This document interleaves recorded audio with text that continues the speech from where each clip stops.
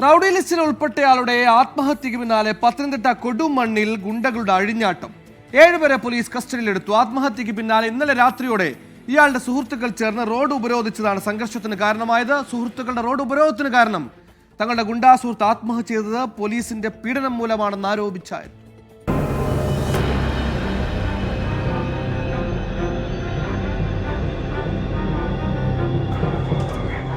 കഴിഞ്ഞ ദിവസം ഉച്ചയോടെയാണ് സംഘങ്ങൾ പല സ്ഥലത്തും സംഘർഷമുണ്ടാക്കിയത്. കഴിഞ്ഞ ദിവസം ഗുണ്ടാ ലിസ്റ്റിൽപ്പെട്ട ഇടത്തട്ട സ്വദേശി അതുൽ പ്രകാശ് ആത്മഹത്യ ചെയ്തിരുന്നു. സംസ്കാര ചടങ്ങിന് ശേഷമാണ് വീണ്ടും സംഘർഷമുണ്ടായത്. ഇന്നലെ വൈകിട്ട് പോലീസ് വാഹനങ്ങൾ തടഞ്ഞ സംഘങ്ങൾ റോഡിൽ കുത്തിയിരുന്നു. റോഡിലൂടെ കടന്നുപോയ ചില വാഹനങ്ങളുടെ ചില്ലുകൾ അടിച്ചു തകർക്കുകയും ചെയ്തു.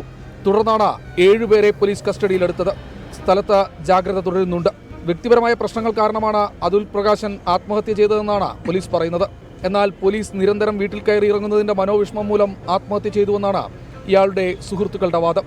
അതിനിടെ സംഘർഷ സമയത്ത് ബൈക്കിൽ പോയ യുവാവിനെ പിന്തുടർന്നെത്തിയ പോലീസ് സംഘം വീട്ടിലെത്തി ഇയാളെ കസ്റ്റഡിയിലെടുത്തുവെന്നും ആരോപണമുണ്ട്.